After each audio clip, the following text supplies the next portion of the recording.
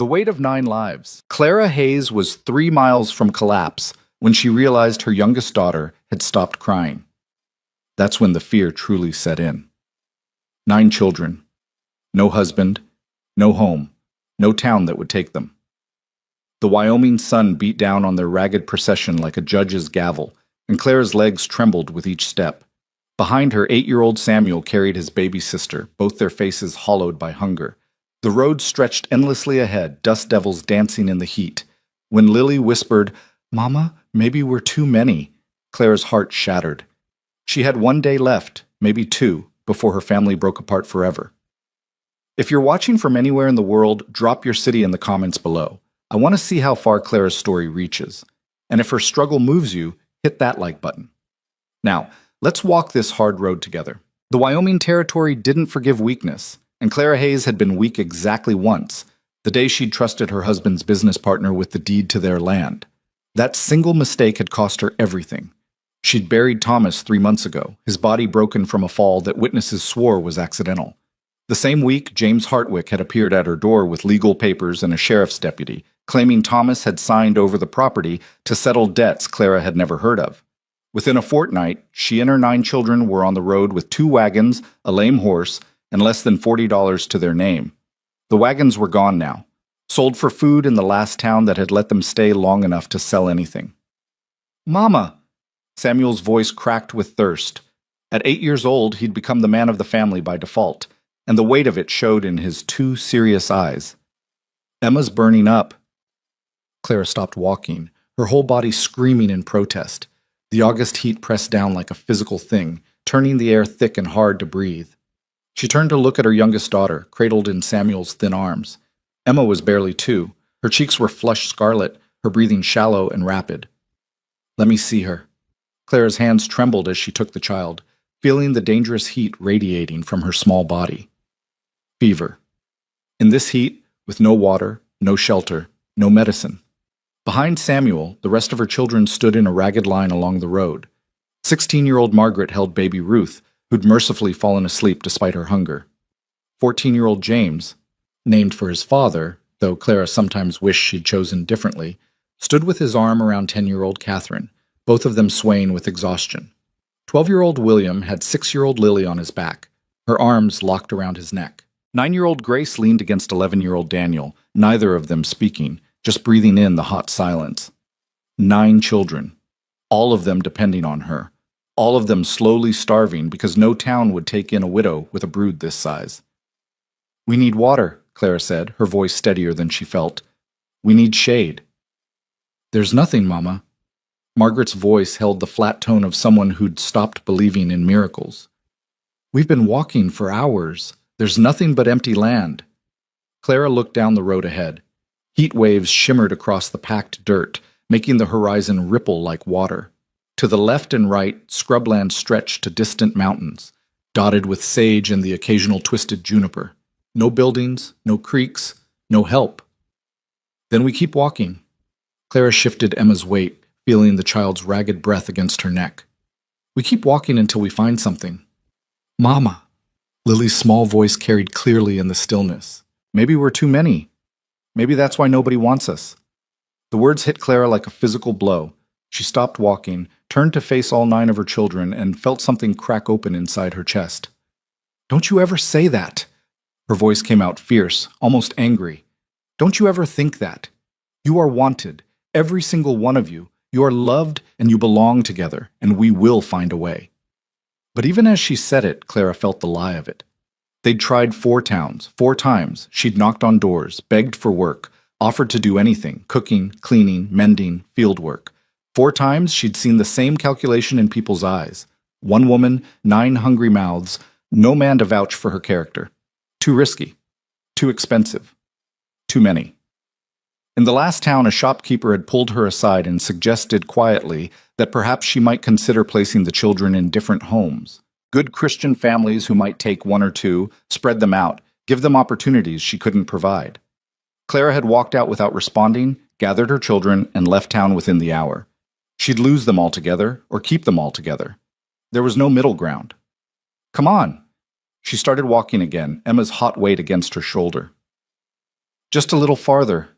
They walked as the sun climbed higher. William stumbled, went down on one knee, got back up without complaint. Catherine was crying silently, tears making clean tracks through the dust on her face. Baby Ruth woke and started wailing, hungry again, always hungry.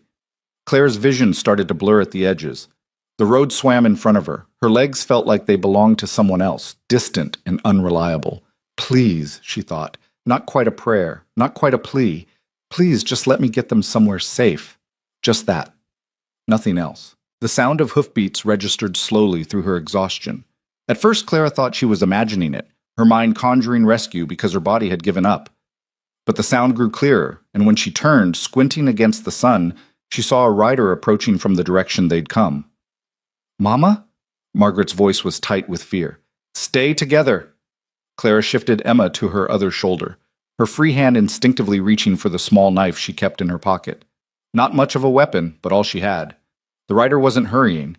He approached at an easy lope, and as he got closer, Clara could make out details.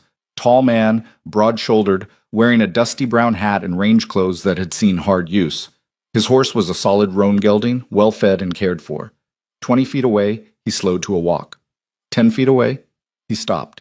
For a long moment, he just looked at them. This ragged procession of a woman and 9 children standing in the middle of nowhere under a merciless sun.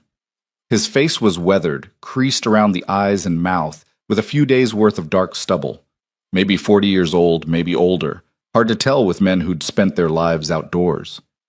"You're a long way from anywhere," he said finally. His voice was low and rough, like he didn't use it much.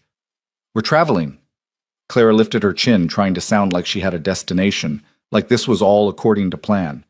The man's eyes moved over her children, lingering on Emma's flushed face, on Samuel's too thin frame, on the way they all swayed where they stood. Traveling where? Clara had no answer to that. Her mind was too tired for convincing lies. "The next town," she said. "Next town is 15 miles east. Walking pace with kids, you might make it by nightfall tomorrow." He paused. "If you don't lose anyone to heat stroke first." The words were blunt but not cruel, just stating facts. "We'll manage," Clara said. "That one's fevered." He nodded toward Emma. "And those boys look like they haven't eaten in days. You won't make 15 miles. "We don't have a choice." The man studied her for another long moment. Then he swung down from his saddle in one smooth motion, moving with the easy confidence of someone who'd spent his whole life on horseback. "Name's Luke Calder," he said. "I've got a ranch about 3 miles north, spring-fed creek, cool barn, food in the larder." He looked at Clara directly. "Your kids need water and rest, and that little one needs to get out of the sun before her fever gets worse." Clara's throat tightened. She'd heard generous offers before, had learned to hear the price that came attached. "We don't have money to pay you." "Didn't ask for money."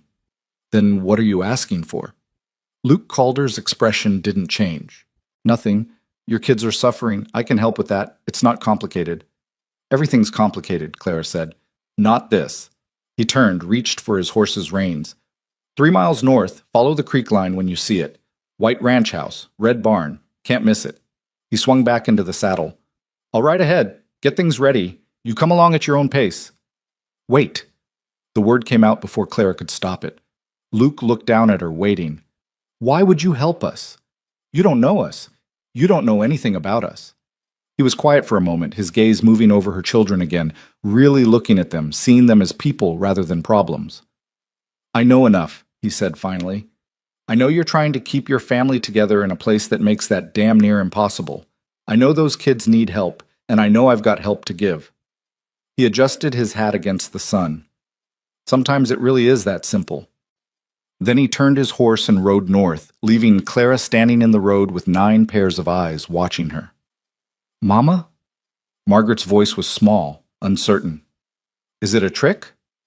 Clara looked down at Emma's flushed face, felt her daughter's rapid heartbeat against her chest, looked at Samuel, who could barely stand but was still trying to be strong, at all of them, her 9 reasons for living, slowly breaking under the weight of a world that didn't want them. "I don't know," she said honestly, "but Emma needs water, you all need water, and we're not going to make 15 miles. She shifted Emma's weight and started walking north.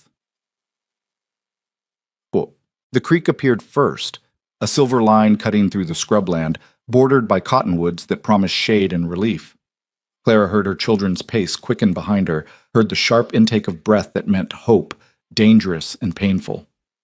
"Slow," she said. "Stay together. Don't run." But they were already moving faster, drawn by the sound of running water like moths to flame.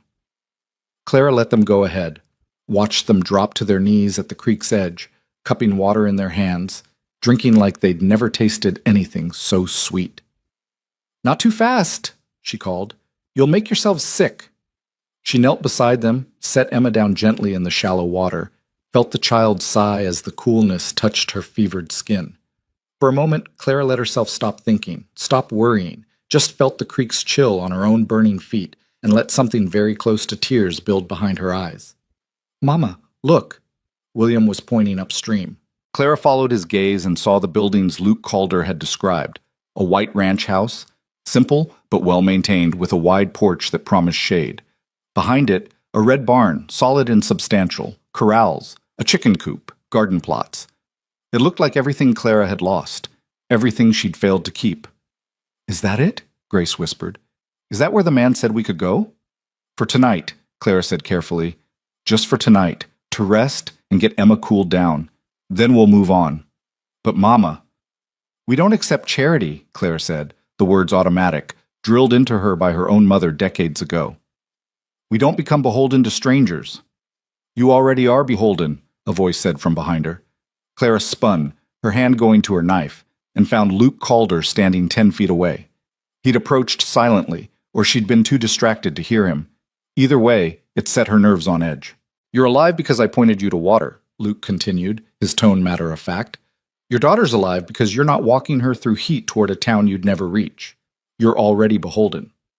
Question is whether you're proud enough to refuse what comes next." Clara stood slowly, placing herself between this man and her children. "And what comes next?" "Food, rest, medical supplies for the fever." Luke looked past her to where Emma lay in the creek, Margaret holding her steady.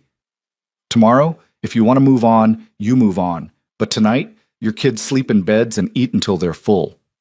"Why?" The word came out sharp, edged with all Clara's exhaustion and fear. "Why would you do this? What do you want from us?" Luke's expression shifted, something complicated moving across his weathered features. "I want you to let me help," he said quietly. "That's all. Just that." Clara stared at him, trying to read the truth in his face. She'd gotten good at spotting lies. She'd had to. But all she saw in Luke Calder's eyes was a kind of tired sincerity, like a man who'd made a decision and wasn't interested in debating it. "One night," she said finally. "One night," Luke agreed. He led them to the ranch house, and Clara braced herself for judgment, for the change in his expression when he truly understood what he was taking on. 9 children, all of them dirty and half-starved, descending on his home like locusts. But Luke just opened the door and stepped aside. "Washroom's down the hall," he said. "I'll get the stove going. Heat water for baths. There's a bedroom upstairs with 4 beds. You'll have to share, but it's better than the ground." Margaret was already inside, looking around with wide eyes. The house was simple but clean, furnished with handmade furniture that showed care in its construction. No woman's touches, no curtains, no decorative items, no softness. But it was solid. Safe. Clara carried Emma inside, felt the coolness of the house wash over her fevered skin. "I'll need clean cloths," she said. "And if you have any willow bark or—" "Medicine cabinets in the kitchen," Luke said. "Help yourself to whatever you need." He disappeared down the hall, and Clara stood in the center of the front room, suddenly unmoored. She'd been moving on pure survival instinct for so long that stopping, accepting help, felt like standing still in a river current, dangerous and disorienting. "Mama, there's real beds!" Lily's voice echoed from upstairs, filled with wonder. "And he's got a whole pantry," James called from the kitchen. "Mama, there's food for weeks!" Clara felt her knees start to buckle. She caught herself on the back of a chair, breathing hard, Emma's weight familiar against her chest. "You all right?" She hadn't heard Luke return. He stood in the doorway, watching her with that same careful expression. "Fine," Clara said automatically. Then, because exhaustion had stripped away her ability to lie convincingly, "No, but we will be." Luke nodded slowly. "Bathwater's heating. I'll get dinner started. You take care of your girl." He moved past her toward the kitchen, giving her space, and Clara realized something that made her throat tight. He wasn't hovering, wasn't watching her children like they might steal something, wasn't treating them like charity cases or problems to be managed. He was just helping, like it was the most natural thing in the world. Clara carried Emma upstairs, found Margaret already organizing the younger children, assigning beds and laying out the few clean clothes they had left. The bedroom was simple. 4 narrow beds, whitewashed walls, a single window overlooking the corrals. But it might as well have been a palace for the way her children looked at it. "Real beds, Mama," Samuel said softly, touching the quilt on the nearest one like he couldn't quite believe it was real. "Just for tonight," Clara reminded herself. She spent the next hour tending to Emma, bathing her fevered skin with cool cloths, getting willow bark tea into her small body, watching anxiously for any sign the fever was breaking. Margaret helped with the younger children, getting them washed and changed, while the older boys took turns in the washroom Luke had prepared. By the time Clara made it downstairs, the sun was setting and the kitchen smelled like heaven. Luke had made stew, thick with vegetables and meat, served with fresh bread that must have come from town. Her children sat around the table, bowls in front of them, but nobody was eating yet. They were waiting for her, their eyes following her movement as she entered the room. "Eat," Clara said softly, and watched them fall on the food like the starving children they were. Luke stood at the stove, his back to the table, giving them privacy for their desperation. Clara appreciated that more than she could say. She filled a bowl for herself, stood by the counter because all the chairs were taken, and took her first bite of real food in longer than she wanted to admit. It was good, simple, but good. "Your daughter?" Luke asked quietly, still not looking at her. "Fever started to break. She'll need rest, but she'll be all right." "Good." They stood in silence while Clara's children ate, the sound of spoons on bowls the only noise in the kitchen. Clara watched them, memorizing this moment, all 9 of them together, fed, safe, under a roof. Tomorrow they'd move on, but tonight, just for tonight, they could rest. "Where were you headed?" Luke asked. "Before." Clara took another bite of stew, buying time. The truth was simple. Nowhere. They'd been running from what they'd lost, not toward anything in particular. "Somewhere that would take us," she said finally. And if nowhere did? The question was too close to the thoughts that kept Clara awake at night. The calculation she'd been running in her head for weeks. 9 children, limited money, winter coming.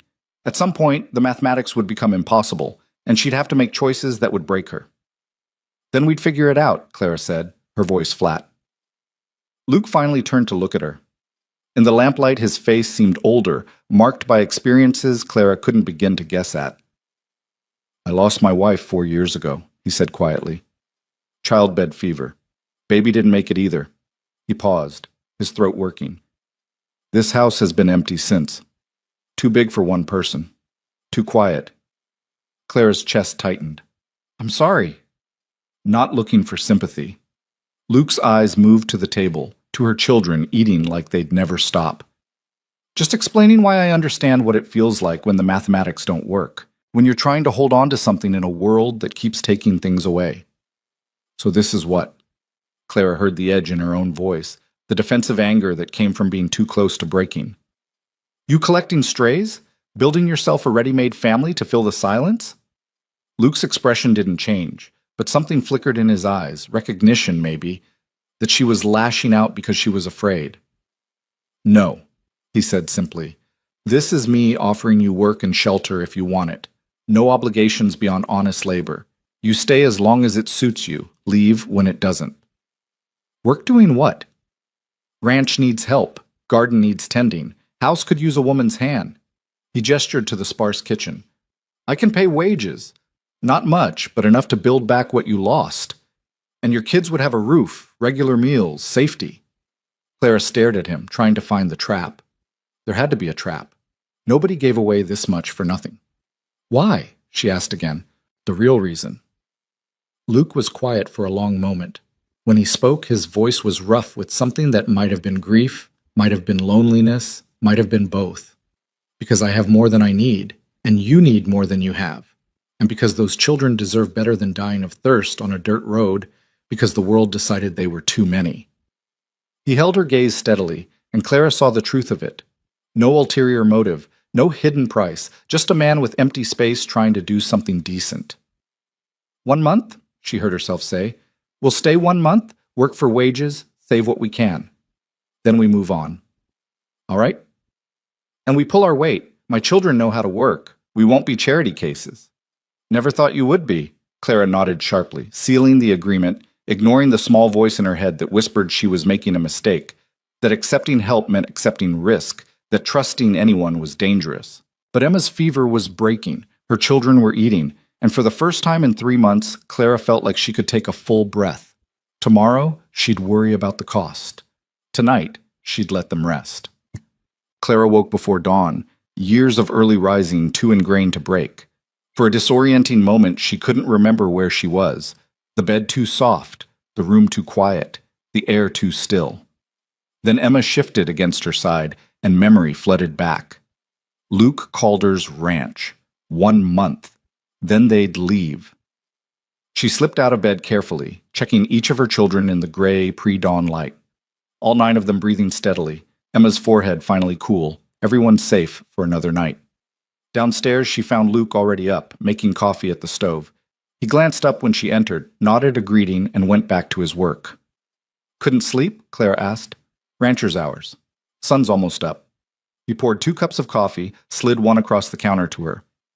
Your kids will need a few more hours. Let them rest. Clara wrapped her hands around the cup, feeling the warmth seep into her palms. Outside, the sky was starting to lighten, turning the landscape from black to gray to the soft gold of early morning. What needs doing? She asked. Luke raised an eyebrow. First day, and you're already working? We don't take charity. So you said. He took a long drink of coffee, considering. Garden needs weeding, chicken coop needs cleaning, pantry could use organizing, inside work until you get your bearings. And after that? After that, we'll see what you're good at. He paused. Your boys old enough for ranch work? James and William are. Daniel and Samuel can learn. Fair enough. Luke drained his cup, set it in the sink. I'll be in the north pasture checking fences. You need anything? Bell's by the door. Ring it, and I'll come. He left through the back door, moving with that same easy confidence, and Clara was alone in the quiet kitchen with her coffee and the rising sun. For the first time in months, she let herself think past the next day, the next town, the next rejection. Let herself imagine, just for a moment, what it might be like to stop running. Then she set down her cup and went to start her work, because imagining was dangerous and staying was impossible, and in 1 month they'd be gone anyway. It was better not to hope for anything else. The work came easier than Clara expected, her hands remembering rhythms she'd thought she'd forgotten. She spent that first morning in the garden, pulling weeds from between rows of beans and squash, her fingers dark with soil, sweat collecting at the small of her back. The physical labor felt good after weeks of helpless walking, gave her something to control when everything else had spun so far beyond her grasp. By noon, Margaret had joined her, working the rows on the opposite side with steady efficiency. At 16, her eldest daughter had grown harder in the past months, her softness worn away by necessity. She worked without speaking, her jaw set in a way that reminded Clara painfully of Thomas. You don't have to do this, Clara said quietly. You could rest another day. Rest doesn't put food on the table. Margaret didn't look up from her weeding, and we're not staying long enough to get comfortable. Clara heard the warning in her daughter's voice, the fear that they might start to depend on this place, this stranger's generosity. She understood it, felt it herself every time she walked through Luke's well-stocked kitchen or watched her younger children sleep in real beds. 1 month, Clara confirmed. Just like I said. Margaret nodded, satisfied, and they worked in silence while the sun climbed higher. By evening, Clara had cleaned the chicken coop, organized the pantry, and started inventory of the household supplies. Her children had scattered across the property, the older boys helping Luke mend fence in the pastures, the younger ones exploring the barn with the cautious wonder of children who had been disappointed too many times to trust good fortune. Catherine and Grace had found the remnants of what must have been a vegetable garden closer to the house, now overgrown, and had appointed themselves its caretakers without being asked. Clara stood on the porch as the sun set, watching her scattered family, and felt something uncomfortably close to peace settle over her shoulders. They settle in fast, Luke said from behind her. Clara turned to find him leaning against the porch rail, his shirt dusty from the day's work, his face marked with the particular exhaustion of physical labor. He'd worked alongside her boys all day, She'd learned from James at dinner, treating them like men rather than children, showing them how to splice wire and set posts properly. "They're adaptable," Clara said. "They've had to be. James is a good worker, listens well. William, too, once he stops trying to prove he's stronger than he is." Clara felt a small swell of pride despite herself. Their father taught them well. "Your husband?" "Yes." Clara's throat tightened. "Thomas. He was a good man. A good father." Luke nodded slowly, his eyes on the darkening horizon. "What happened to him?"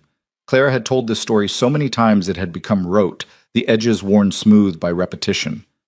"Fall from a barn roof. Broke his neck. The witnesses said it was an accident." She paused, tasting the bitterness of old anger. "His business partner said different, said Thomas owed money, said the land was payment." "And you think the partner lied?" "I know he lied." Clara's hands clenched on the porch rail. "Thomas kept records, everything documented. But James Hartwick had a lawyer and a judge who owed him favors, and I had 9 children and no husband to speak for me. The mathematics were simple." Luke was quiet for a long moment. When he spoke, his voice was careful. "This Hartwick, he the one who took your land?" "Took everything. The land, the house, the livestock. Left us enough for 2 wagons, and told us to be grateful he didn't press charges for the debts he claimed Thomas owed." Clara heard the shake in her own voice, forced it steady. "We were out within a week." "Where was this?" "Small town called Redemption, about 90 miles south. Pretty name for an ugly place." Luke's expression had gone distant, thoughtful. "I know Redemption. Know Hartwick, too, by reputation. He's been buying up land around there for years, consolidating property. Always seems to get good deals from widows and desperate men." Clara felt her pulse quicken.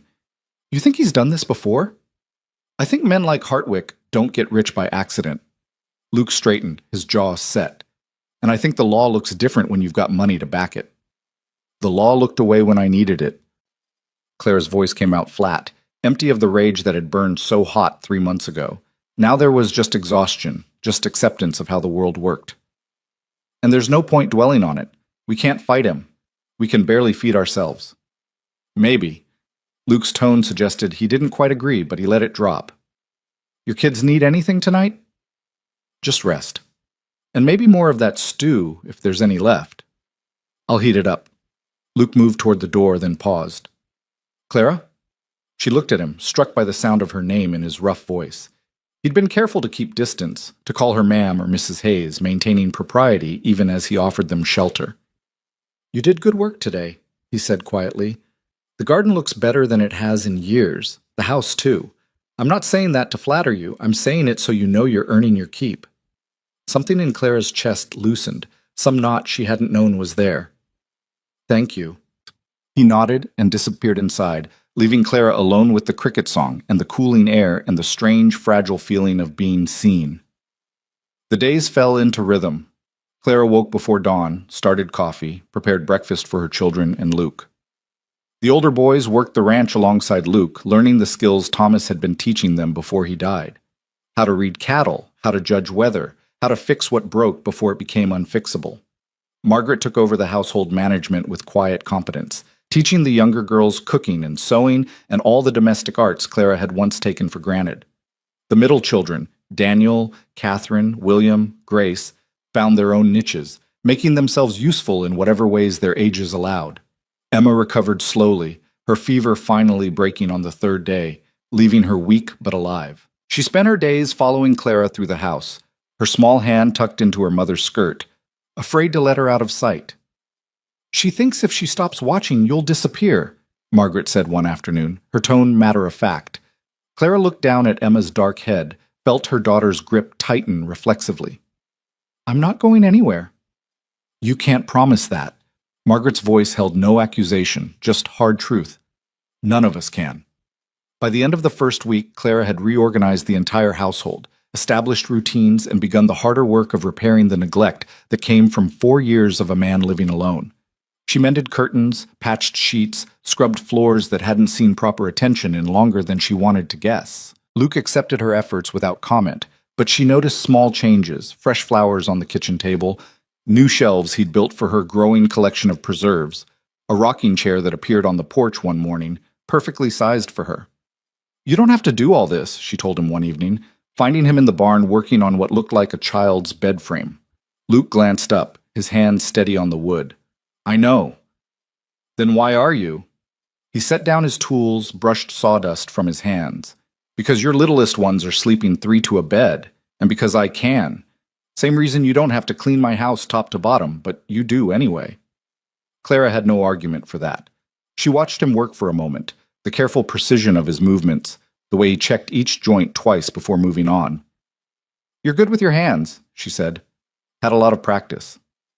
Luke ran his palm over the smooth wood, testing for splinters. My father was a carpenter. Taught me the trade before I decided ranching suited me better. Do you miss it? Sometimes. There's something satisfying about building things, making something useful from raw materials. He looked at her directly. Your boys are picking it up fast. James especially. He's got the eye for it. Thomas was teaching him. Clara's throat tightened. Before. Luke nodded, understanding what she couldn't say. I'll keep teaching him, if that's all right with you. Boys should have skills beyond ranch work. We're only staying a month. I know. Luke returned to his work, his tone mild. But a month's long enough to learn something useful. Clara left him to his carpentry, walked back to the house where her children's laughter drifted through the open windows. She stood on the porch listening, really listening, to the sound of them playing instead of surviving, and felt the dangerous pull of permanence. 1 month, she reminded herself. They'd agreed on 1 month. But already, it was starting to feel like not nearly enough time. The second week brought visitors. Clara was hanging laundry when she heard horses approaching, looked up to see 3 riders coming up the main road. Luke emerged from the barn, his posture subtly changed, not quite tense, but alert, watchful. Go inside, he said quietly to Clara. Keep the children in. Clara's heart kicked hard against her ribs. What's wrong? Probably nothing, but do it anyway. She gathered the younger children quickly, herded them inside, stationed Margaret at the window with instructions to watch and listen. Then she stood in the doorway, close enough to hear, ready to move if necessary. The 3 riders were well dressed for ranch country. Clean shirts, good horses, the kind of men who made their living with papers rather than ropes. The one in front, older and heavier than his companions, had the look of someone used to being obeyed. Luke Calder, the man said, his tone friendly enough but his eyes sharp. Been a while. Hartwell. Luke's voice gave nothing away. What brings you out this way? Clara's hands clenched on the doorframe. Not Hartwick, but close enough to make her pulse race. She watched the exchange with the careful attention of someone who'd learned to read danger in the spaces between words. Just checking on the property values in this area, Hartwell said easily. Making sure everyone's doing all right. Heard you'd taken on some help. Ranch needed it. So I see. Hartwell's gaze moved past Luke to the house, lingering on Clara in the doorway. That's quite a bit of help. Big family you've got there. They work hard, earn their keep. I'm sure they do. Hartwell's tone suggested otherwise. But people talk, Luke, and the talk is that you've got a woman and a whole brood of children living under your roof, and no legal arrangement to speak of. Makes folks wonder about the propriety of it. Clara felt ice slide down her spine. She'd been so focused on survival, on getting her children safe, that she hadn't thought about how it would look. A widow and 9 children living with an unmarried man. Luke's posture hadn't changed, but something in the air shifted, grew colder. What folks wonder is their business. What happens on my property is mine. Of course, of course. Hartwell raised his hands in a gesture of peace. Just passing along what I've heard. Wouldn't want there to be any complications. Legal or otherwise. There won't be. Good. Good. Hartwell gathered his reins, preparing to leave. You take care, Luke, and you might want to think about making things more official for the sake of those children, if nothing else. The law takes a dim view of improper situations involving minors. They rode away, and Clara watched Luke stand perfectly still until they disappeared down the road. Then his shoulders dropped slightly, and he turned back toward the house. Clara met him at the porch steps. What was that about? Hartwell's a land speculator, works with James Hartwick. Clara finished the sentence, everything clicking into place with sickening clarity. They're partners, aren't they? Luke nodded slowly. Different operations, but they coordinate. Hartwell handles this territory. Hartwick handles the southern region. They buy cheap from desperate people, sell high to newcomers. And now they know I'm here. Clara felt the walls closing in, the brief illusion of safety shattering. They'll tell Hartwick. He'll come. Maybe. Not maybe. Definitely. Claire's mind raced, already calculating. They'd need to leave soon before Hartwick could cause more trouble, before he could use her presence here against Luke, against all of them. We should go, tonight. We've saved a little. It's enough to get us to the next territory, and no. The word was quiet, but absolute. Claire stared at Luke, seeing something hard and unyielding in his expression. You don't understand, she said. James Hartwick destroyed my life once. I won't let him do it again, and I won't let him destroy yours in the process. And you don't understand. Luke's voice stayed level, but intensity burned beneath it. I'm not afraid of Hartwick or Hartwell or any other vulture in a suit. They came here to intimidate, to make you run. I'm not going to help them do it. This isn't about being afraid. It's about being smart. You're one man. He has lawyers, judges, money, and you have 9 children who are finally eating regular meals and sleeping in beds, who are starting to look less like refugees and more like kids again. Luke's jaw set. I'm not asking you to stay forever, but I'm asking you not to run just because some bastard in a clean shirt thinks he can scare you off my property. Clara wanted to argue, wanted to explain that running wasn't cowardice but survival, that she'd learned the hard way how fights against men like Hartwick ended. But she looked past Luke to where James and William were watching from the barn, their young faces tight with worry, and thought about packing up again, walking away from the first safety they'd known in months. 1 month, she said, her voice shaking. That was the agreement. We've got 2 weeks left. Then we go, before this gets worse. 2 weeks, then. Luke held her gaze. But in those 2 weeks, you let me worry about Hartwick and Hartwell.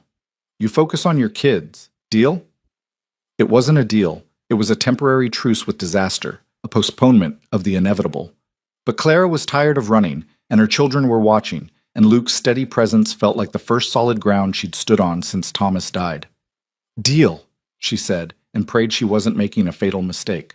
The trouble came 5 days later, just when Clara had started to breathe easier. She was in the garden with Catherine and Grace when she heard shouting from the direction of the creek. She dropped her basket and ran, her daughters close behind, and found Samuel and Daniel in a standoff with 2 boys she didn't recognize.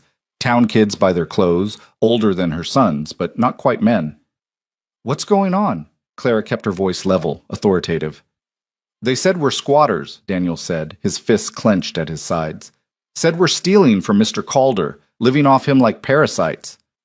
The taller of the 2 town boys sneered. Everybody knows what's really going on here. Your ma's bought your keep the old-fashioned way, and you're all just baggage she brought along.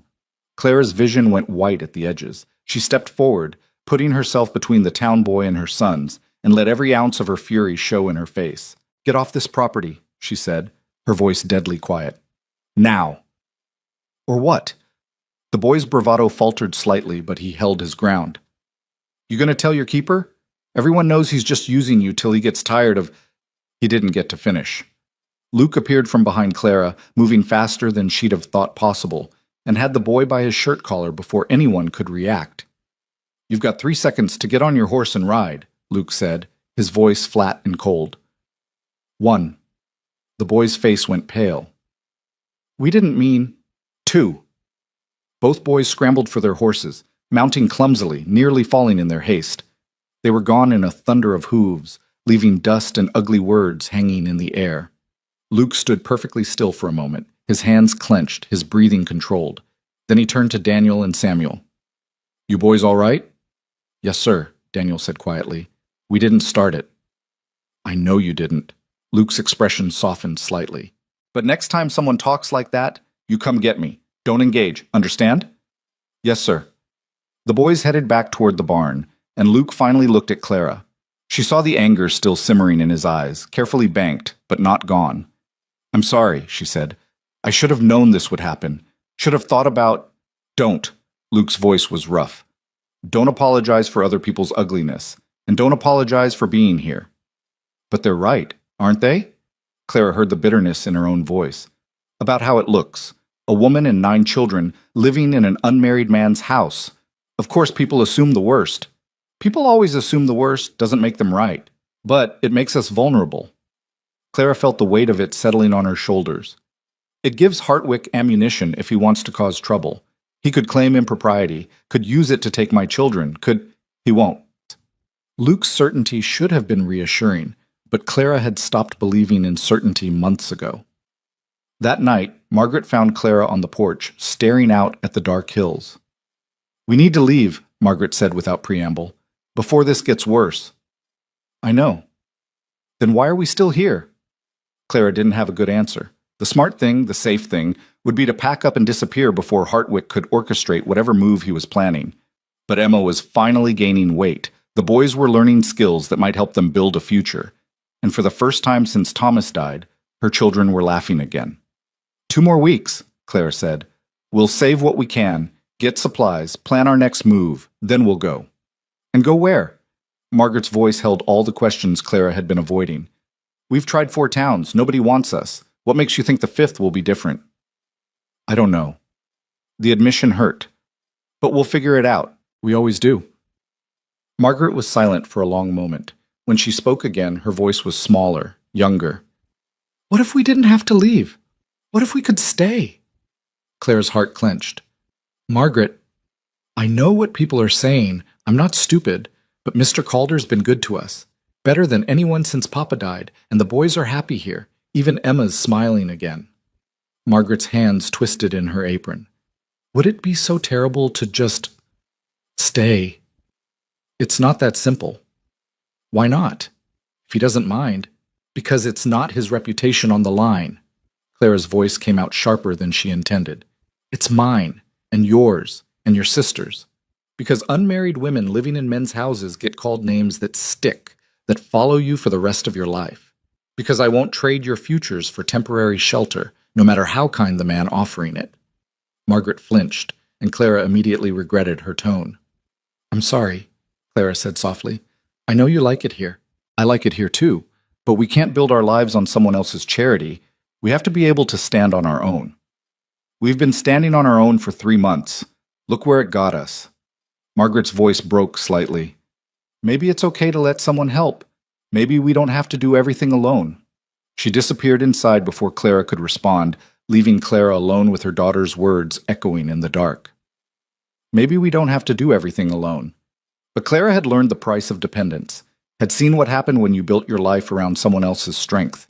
When Thomas died, everything had crumbled because she'd let herself rely on him, trust in him, believe that his presence was permanent. She wouldn't make that mistake again. Wouldn't let her children make it either. In 2 weeks, they'd leave. They'd find another town, another chance, another way forward. And this time, Clara would make sure they built something that couldn't be taken away by death, or lawyers, or men who saw widows as easy targets. But that night, lying in bed with Emma curled against her side, Clara let herself imagine, just for a moment, what it might be like if Margaret was right, if staying was possible, if this fragile peace could somehow last. Then she closed her eyes and reminded herself that peace was always temporary, that good fortune always had a price, and that in 2 weeks, they'd be gone anyway. It was better not to hope for anything else. The morning started like any other, with Clara at the stove frying eggs while her children gathered around the table and Luke came in from his early chores smelling of hay and livestock. But there was a tension in the air that Clara couldn't name, a weight pressing down that made her hands unsteady as she served breakfast. "Creek's running high," Luke said, pouring himself coffee. "All that rain we had last week. James, William, I'll need you boys to check the lower pasture fences this morning. Water gets much higher, it'll take out the posts." "Yes, sir," James said, already halfway through his second helping of eggs. "I'll come too," Daniel offered, eager as always to prove himself useful. Luke considered this, then nodded. "All right. But you stay close to your brothers, and if the water looks dangerous, you back off. Understood?" "Understood." Clara felt Emma's small hand tug at her skirt. She looked down to find her youngest daughter's face pale, her eyes wide with something that looked like fear. "What's wrong, sweetheart?" "Don't want the boys to go." Emma's voice was barely a whisper. "Water's bad." Clara knelt down, smoothing her daughter's hair. "The water's just high, that's all. Your brothers know how to be careful." But Emma shook her head, her grip tightening. "Water's bad. Please, Mama." It was probably nothing. just the lingering effects of a recent fever, the way illness could make children anxious and clingy. But Clara felt a chill run down her spine anyway, some maternal instinct that had kept her family alive through 3 months of catastrophe. "Luke," she said quietly, "maybe the boys should stay close to the house today." He looked at her, reading something in her expression. "The fences need checking." "I know, but—" Clara glanced at Emma, at the fear in her small face. "Maybe just this once we could wait until tomorrow. Let the water settle." Luke's jaw tightened, and for a moment Clara thought he'd argue. Then he looked at Emma, at the way she pressed against Clara's legs, and his expression softened. "Tomorrow, then," he said. "Boys, you can help me in the barn instead. There's tack that needs mending." The relief in Emma's face was so profound that Clara's chest ached. She picked up her daughter, held her close, and tried to ignore the voice in her head that said she was being ridiculous, that she was letting a sick child's fears dictate ranch work. By mid-morning, the sky had darkened with new clouds, and the first drops of rain were beginning to fall. Luke stood at the window, watching the weather roll in, his expression unreadable. "Going to be a bad one," he said. "I should check on the horses, make sure everything's secured." "I'll come with you," Clara offered, but he shook his head. "Stay with the kids. Keep them inside. If this turns into what I think it will, we'll be safer in the house." He disappeared into the rain, and Clara gathered her children, counting heads the way she'd done obsessively since leaving Redemption. 9. All present, all safe. The storm hit hard and fast, rain drumming against the roof like fists, wind howling around the corners of the house. The younger children huddled together near the stove, while Margaret helped Clara prepare an early lunch, their movements quick and efficient in the gray light. "Mama!"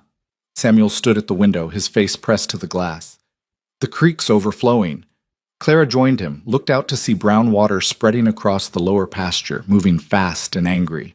If the boys had been down there checking fences, she pushed the thought away, but her hands were shaking. Luke returned an hour later, soaked through, his face grim. "Creek's taken out the bridge, won't be able to get to town until the water goes down." "How long will that take?" "Day or two, maybe more, depending on how much rain we get." He stripped off his wet coat, accepted the towel Margaret handed him. "We've got enough supplies to last a week if we're careful. Should be fine." But there was something in his tone that suggested otherwise, and Clara felt her anxiety ratchet higher. The storm lasted through the afternoon and into the evening, the rain relentless, the wind fierce enough to rattle the windows in their frames. The children grew restless, then frightened, then exhausted, falling asleep in piles around the front room while Clara and Luke sat at the kitchen table listening to the weather rage. "Emma knew," Clara said quietly. "This morning. Somehow she knew it would be dangerous." Luke wrapped his hands around his coffee cup. "Children sense things sometimes, or maybe she just got lucky." Either way, if the boys had been down by that creek, Clara couldn't finish the sentence. But they weren't. They're safe. Everyone's safe. The reassurance should have helped, but Clara couldn't shake the feeling that the storm was just the beginning, that something worse was coming. She was right. The rain stopped just before dawn, leaving the world washed clean and strangely silent. Clara woke to find Luke already gone, his side of the kitchen table empty, coffee cold in the pot. She checked on her children, found them all still sleeping, then went to the window. The creek had receded somewhat, but the damage was extensive. Fences down, debris scattered across the pastures, mud everywhere. And coming up the road, visible in the early light, were riders. Clara's heart dropped. She recognized the lead rider even at a distance. James Hartwick rode like a man who owned everything he surveyed, his posture arrogant even on horseback. Behind him were 4 other men, all armed, all wearing the hard expressions of people paid to enforce someone else's will. Clara ran to wake Margaret. "Get the children upstairs. Keep them quiet. Don't come down no matter what you hear." "Mama, what's happening?" "Just do it, please." She was back at the window when Luke emerged from the barn, wiping his hands on his work pants, his expression carefully neutral as he watched the riders approach. Clara wanted to go to him, to stand beside him, but something told her that would only make things worse.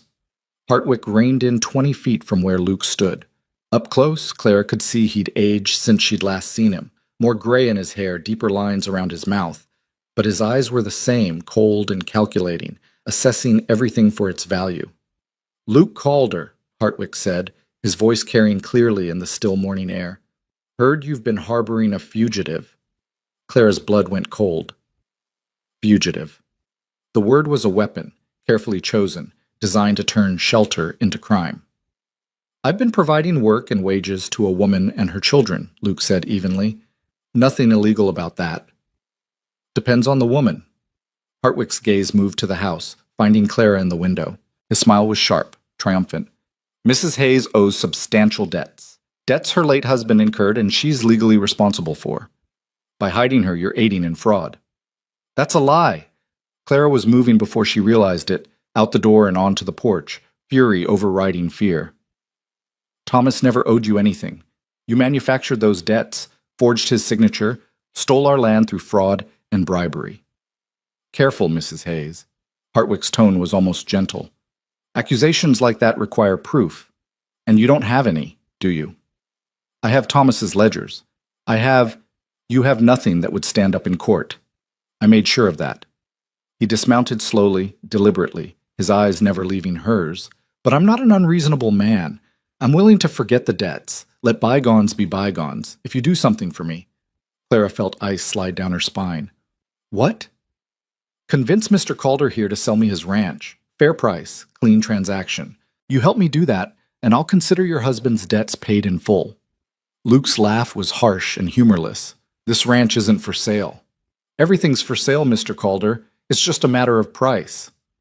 Hartwick's smile widened, and I think we both know that your current situation is complicated. Woman and 9 children, no legal arrangement, gossip spreading through 3 counties. The territorial judge is a personal friend of mine.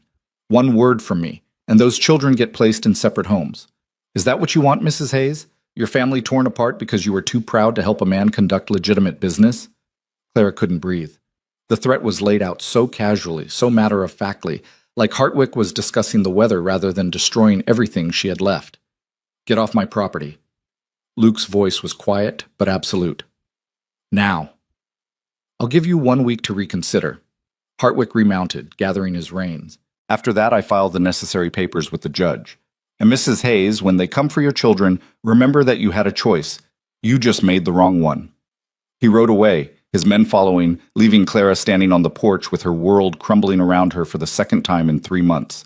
Luke reached her in 3 strides, his hand steady on her shoulders. Breathe. Just breathe. He'll do it. Clara heard the panic in her own voice, couldn't stop it. He'll take my children. He has the connections, the money. He can make it legal, and there's nothing I can do to stop him. There's always something you can do. What? What can we possibly do against a man like that? Claire's voice broke. I've already lost everything once. I can't lose them. I can't. You won't. Luke's certainty should have been impossible, but Clara heard the steel beneath it. But we need to think. We need to plan. Inside, her children were gathering at the top of the stairs, their faces pale and frightened. Clara saw James's fists clenched, saw Margaret holding Emma, saw all of them looking to her for answers she didn't have. Upstairs, she managed. We'll talk about this upstairs. In the small bedroom where her children slept, Clara faced the reality she'd been avoiding for weeks. They couldn't run. Hartwick would find them. They couldn't hide. He had the law on his side. They couldn't fight. Not with lawyers and judges and legal mechanisms designed to favor men with money. We should just leave, William said, his young voice trying for brave and landing on scared. Go somewhere he can't find us. He'll find us? Margaret's tone was flat. Men like him always do. Then we give him what he wants. Daniel looked at Clara, his eyes old beyond his years. We convince Mr. Calder to sell. It's just land. It's not worth losing the family over. No. Luke spoke from his doorway, where he'd been standing silent. I won't be threatened into selling my home, and even if I did, Hartwick would just find another way to hurt you. Men like him don't stop. They just escalate. Then what do we do? Catherine's voice was small, terrified. Clara looked at her 9 children, at their scared faces and thin shoulders, and the resilience that was starting to wear through. Looked at Luke, solid and steady in the doorway, refusing to bend, and felt something shift inside her, some fundamental change in perspective. She'd been running, hiding, trying to keep her family together through evasion and desperation. But maybe Margaret had been right. Maybe doing everything alone wasn't strength. Maybe it was just another form of surrender. We fight, Clara heard herself say. We find a way to prove Hartwick's fraud, to expose what he did, to get justice for Thomas and protection for all of us. With what? James asked. You said yourself the ledgers were gone, the papers were destroyed. The ledgers from our house were destroyed, but Thomas kept copies at his office in town. I never went back for them. I was too scared, too overwhelmed. But if they're still there, that's a 90-mile ride through territory Hartwick controls, Luke said quietly. And even if you found them, what makes you think anyone would believe them over his word? Because Thomas wasn't the only one he cheated. Clara's mind was racing now, pieces falling into place. When we were leaving Redemption, a woman stopped me. Emily Carson. She said her husband had died in a mining accident, and Hartwick had taken her claim the same way he took our land. Said there were others. If we could find them, get them to testify. They won't. Margaret's voice held bitter knowledge. They're scared, same as we were. Maybe they were, but maybe knowing they're not alone will change that. Clara looked at Luke. You said Hartwick's been consolidating property for years. How many families do you think he's destroyed? How many widows and desperate men has he squeezed dry? Luke's expression was thoughtful. Enough to make him very rich, and enough to make a lot of people very angry if they thought there was a chance of fighting back. There's your answer, then. Clara felt something like hope flicker in her chest. We don't fight him alone. We find everyone he's hurt, and we fight him together. The silence that followed was heavy with consideration. Then James spoke up, his voice stronger than before. I'll ride to Redemption. Get the ledgers from Papa's office.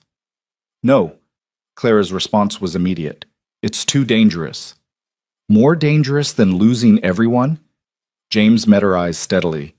I'm 16, Mama. Papa would have trusted me with this. You should too. Clara looked at her eldest son, saw Thomas in the set of his jaw, the determination in his eyes, saw the man he was becoming, and the boy he'd had to stop being too soon. Not alone, she said finally. Luke goes with you. I'll need someone to stay here, Luke said. Watch over the ranch and your family. I'll stay. William straightened his shoulders. I can handle it. You're 12, Margaret said. Old enough to shoot straight and watch for trouble. William looked at Luke. You taught me yourself, sir. Said I had a good eye. Luke nodded slowly. You do. But if anything looks wrong, anything at all, you get everyone into the house, bar the doors, and wait for us to come back. No heroics. No heroics, William agreed. Clara felt the plan taking shape, fragile but possible. James and Luke would ride to Redemption, retrieve the ledgers, and make contact with Emily Carson and anyone else who might be willing to testify. Margaret and Clara would stay at the ranch, protecting the younger children and maintaining the appearance of normal life. They had 6 days before Hartwick's deadline, 6 days to build a case strong enough to stop him. It wasn't enough time. It might be impossible, but it was something, and something was better than the nothing they'd had before. We start tomorrow, Clara said. Tonight, we prepare. Pack supplies for the ride, write down everything we remember about Thomas's business dealings, make a list of people in Redemption who might be willing to help. She looked around at her children's faces, saw fear mixing with determination. This is dangerous. Hartwick won't like being challenged, but if we do this right, if we're careful and smart and brave, we might finally get the justice Thomas deserved. And if we fail? Grace asked in a small voice. Clara knelt down, took her daughter's hands. Then at least we'll fail fighting instead of running, and sometimes that makes all the difference. That night, Clara sat at the kitchen table with Luke, making lists and plans while her children slept upstairs. The house was quiet except for the scratch of pencil on paper and the tick of the clock on the mantel. This might not work, Luke said quietly. Even if we get the ledgers, even if we find people willing to testify, Hartwick has judges and lawyers on his payroll. The system is designed to protect men like him. I know. Clara set down her pencil, rubbed her tired eyes. But I have to try. If I don't, if I just let him take my children without fighting, I'll never forgive myself. You wouldn't be letting him. You'd be making the smart choice, keeping them safe. Safe? Clara heard the bitterness in her own laugh. They won't be safe scattered across different families, torn away from each other, raised by strangers. They'll be broken, and I'd rather die fighting than watch that happen. Luke was quiet for a long moment. When he spoke, his voice was rough with something that might have been emotion. When Sarah died, when I lost the baby, I told myself I was done. Done hoping, done planning, done imagining any future beyond the next day's work. He looked at Clara directly. Then you showed up on that road with your 9 children, half dead from thirst and sun, and you still had fire in your eyes, still had fight. I'd forgotten what that looked like. Clara felt her throat tighten. I don't feel very fierce right now. You are, though, fierce enough to walk 90 miles with children in tow. Fierce enough to stand up to men with power and money. Fierce enough to look at impossible odds and decide to fight anyway. He reached across the table, his hand covering hers. That's worth fighting for, worth protecting. The touch was simple, almost brotherly, but Clara felt the weight of it, the promise implicit in the gesture, the alliance being offered. We're not married, she said quietly. We're not even courting. If Hartwick pushes this, if it goes to court, they'll use that against us. Against you. Let them. Luke, I mean it. His hand tightened on hers. I don't care what people say. I don't care about my reputation or propriety or any of the social rules that say a man can't help a woman without demanding something in return. You and your children need protection, and I can provide it. That's all that matters. It matters legally. Hartwick was right about that much. Unmarried woman, unmarried man, 9 children. The judge will see impropriety whether it exists or not. Luke's jaw set. Then we make it proper. Clara's heart stopped. What? Marry me. The words came out flat, practical, like he was proposing a business arrangement rather than a life partnership. Not for love or romance or any of the usual reasons. For protection. For your children's safety. For legal standing that even Hartwick can't easily challenge.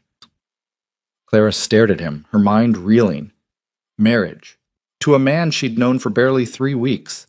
A man who'd shown her nothing but kindness and asked for nothing in return. A marriage of convenience, of survival, of 2 broken people trying to shield children from a cruel world. That's not fair to you, she managed. Fair? Luke's laugh was harsh. Nothing about this is fair, but marriage gives us legal protection. It makes you and your children my legal responsibility. It makes this house your legal home, and it makes it a hell of a lot harder for Hartwick to claim impropriety or take custody of your kids. And after, when this is over, when Hartwick is dealt with? After, you decide. You want to stay, you stay. You want to leave, you leave. But at least your children will be safe and you'll have legal standing to protect them. It made terrible, perfect sense. A marriage on paper, a shield against the legal mechanisms Hartwick could wield. Not love, not partnership, just survival dressed up in legal language. I can't ask you to do this, Claire said. You're not asking, I'm offering. Luke's eyes were steady, certain. And I'm saying I want all of you, Clara, you and your 9 children, with all the complications and chaos and noise that comes with it. Not because I'm looking to replace what I lost, but because you're here and you need help, and I can give it. Clara thought about Thomas, about the marriage they'd had, built on love and partnership and shared dreams. Thought about what she was being offered now, safety purchased through legal contract, protection without pretense of romance. They were nothing alike. But maybe that was the point. If we do this, Clara said slowly, we do it honestly. No lies about love or happy endings. We protect the children, we fight Hartwick, and when it's over, we reassess. Agreed. And if you ever want out, if this becomes too much, I won't. Luke's voice was absolute. I've thought this through, Clara. I know what I'm offering, and I'm not the kind of man who goes back on his word. Clara looked at him, this stranger who'd become an ally, this quiet rancher who'd offered her family everything when the world had offered nothing. Looked at her children sleeping upstairs, innocent and vulnerable and depending on her to keep them safe. The mathematics were brutal but simple. Married, they had legal standing. Unmarried, they had nothing but Hartwick's mercy, and men like Hartwick didn't know the meaning of the word. All right, Clara said. Yes, I'll marry you. Luke nodded once, accepting her answer like it was the most natural thing in the world. We'll do it tomorrow, before James and I leave for redemption. The circuit preacher is due through town in the morning. If we ride out at first light, we can catch him. That fast? Hartwick gave us a week. We don't have time for long engagements.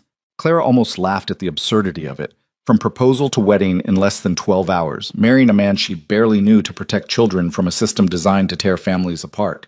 It should have felt wrong, desperate, like surrender. Instead, it felt like the first smart decision she'd made in months. "Tomorrow, then," she said. "But first, I need to tell the children." She climbed the stairs, found Margaret still awake, sitting by the window in the moonlight. "You heard?" Clara said quietly. "I heard." Margaret's voice was carefully neutral. "Are you sure about this, Mama?" "No, but I'm sure about keeping you all together. And if marriage is what it takes, then that's what I'll do." Margaret was quiet for a long moment. "Do you love him?" The question was simple, the answer complicated. "I respect him," Clara said carefully. "I trust him, as much as I'm capable of trusting anyone right now. And I believe he'll keep his word. That's more than most women get in a marriage." "Papa loved you." "Yes, he did." Clara felt tears prick her eyes. "And I loved him. But this isn't that kind of marriage, Margaret. This is survival. It's protection. It's doing whatever necessary to keep our family whole." Margaret nodded slowly, understanding in a way that broke Clara's heart. Her daughter was too young to understand marriage as strategy, too old not to recognize necessity. "The others will have questions," Margaret said. "Then we'll answer them honestly. All of this, the marriage, the fight against Hartwick, the risk, it's for them. They deserve to know why." In the morning, with the sun just breaking over the hills, Clara stood in her borrowed dress in a small church in the nearest town and married Luke Calder in front of a handful of witnesses and 9 confused children. The ceremony was brief, the vows practical, the kiss perfunctory. When the preacher pronounced them man and wife, Clara felt no surge of emotion, no certainty that she'd made the right choice. Just a quiet settling, like a piece clicking into place in a larger puzzle she couldn't yet see the shape of. "Well," Luke said as they walked out of the church into the bright morning, "that's done." "That's done," Clara agreed. And then they rode home to their ranch, their children, and the fight that was still waiting for them. They had 4 days left when Luke and James rode out for redemption, the morning mist still clinging to the valley floor. Clara stood on the porch watching them go, her wedding ring, a simple band Luke had procured from the general store, unfamiliar and heavy on her finger. Margaret stood beside her, holding Emma, while the rest of the children scattered to their morning chores with forced normalcy. "They'll be all right," Margaret said, though her voice betrayed her uncertainty. "They will," Clara agreed, because there was no other acceptable answer. The first day passed in tense quiet. Clara threw herself into work, scrubbing floors that didn't need scrubbing, reorganizing cupboards that were already orderly, anything to keep her hands busy and her mind from spiraling into worst-case scenarios. William took his guardian duties seriously, checking the property line every few hours, watching the road with the vigilance of a soldier on picket duty. The second day brought visitors. Claire was hanging laundry when she heard the wagon approaching, looked up to see a woman she didn't recognize driving a buckboard with 2 children in the back. The woman was perhaps 40, weathered and thin, with the particular hardness that came from years of struggle. "Mrs. Calder?" The woman's voice was hesitant, uncertain. The name still felt foreign, but Clara nodded. "Yes. Can I help you?" "I'm Emily Carson." The woman climbed down from the wagon, her movement stiff. "We met in Redemption just before you left. I told you about my husband, about what James Hartwick did to us." Clara's heart kicked hard. "I remember. Word travels fast in these parts. Heard you married Luke Calder. Heard you're planning to stand up to Hartwick." Emily's eyes were sharp, assessing. Wanted to know if that was true, or if it was just talk. Clara set down her laundry basket, gave Emily her full attention. "It's true. My son and my husband are in Redemption right now, retrieving records that prove Hartwick's fraud. We're building a case against him." "And you think you can win?" "I think we have to try." Emily was quiet for a moment, her jaw working. Then she reached into her wagon, pulled out a leather satchel, and handed it to Clara. "My husband kept records too. Every transaction, every deal, every promise Hartwick made. When he died and Hartwick came for our claim, I hid these. Figured they wouldn't do me any good alone. But if there were others..." She trailed off, hope and fear warring in her expression. "If you're really doing this, I want to help." Clara opened the satchel, saw pages and pages of careful documentation, dates, amounts, signatures, evidence, real tangible proof of Hartwick's systematic theft. "How many others are there?" Clara asked quietly. "How many people has he done this to?" "In Redemption alone? At least a dozen that I know of." Across the territory? Emily shook her head. Could be 50, could be 100. Hartwick's been operating for nearly a decade, and he's not the only one. His partners, men like Hartwell, they've got the same system running in other districts. Clara felt the weight of it settle on her shoulders, not just her own fight for justice, but dozens of families, hundreds of people, all of them victims of a system designed to protect predators. If we do this, Clara said slowly, if we really challenge him, it won't just be about getting our land back. It'll be about breaking the whole operation. I know. Emily's voice was steady despite the fear in her eyes. And I know what that means. Hartwick will come after anyone who stands against him. He'll use every tool he has, the courts, the law, violence if he has to. Are you prepared for that? Clara thought about her 9 children, about Thomas's death, about 3 months of running and hiding and watching her family slowly break. Thought about the marriage certificate now filed in the county records, about Luke riding into dangerous territory to retrieve evidence, about all the gambles she'd already taken just to get this far. I don't know if I'm prepared, Clara said honestly, but I know I'm done being afraid. Emily smiled, the expression transforming her worn face. Then you'll have my testimony, and I'll help you find the others. There's a meeting house in Redemption, old mining hall, that's been abandoned for years. If you can get word out, if you can convince people there's a real chance of winning, they'll come. How do I convince them when I'm not even convinced myself? You show them they're not alone. You show them the evidence, and you show them that someone finally has the courage to fight. Emily's eyes were fierce. People are tired, Mrs. Calder.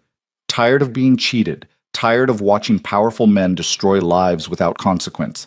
Give them a target and a plan, and they'll fight. After Emily left, Clara sat on the porch with the satchel in her lap, her mind racing. They had evidence now, more than she'd hoped for. But evidence meant nothing without people willing to testify, and testimony meant nothing if the judge was already in Hartwick's pocket. Mama? William appeared beside her, his rifle slung over his shoulder. Was that good news or bad news? Good, I think.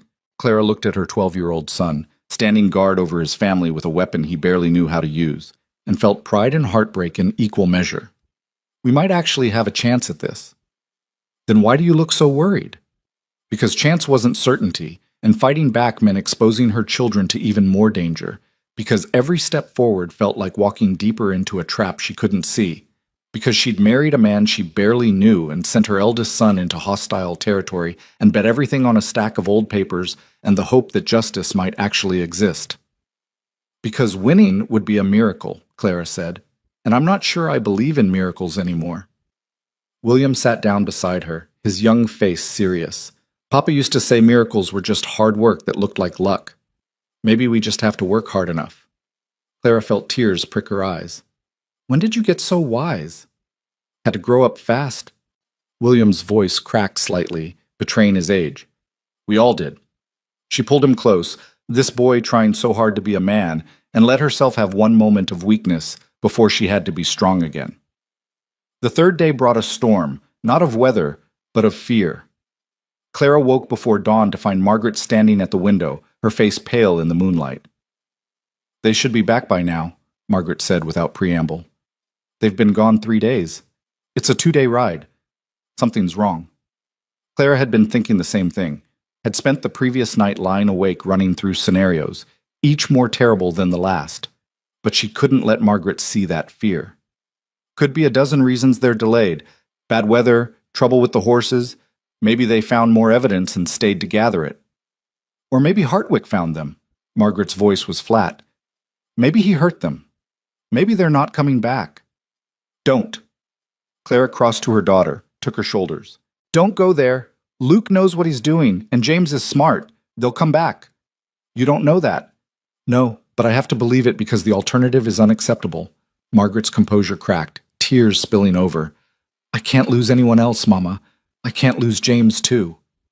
Clara held her daughter while she cried, stroking her hair, murmuring reassurances she didn't quite believe.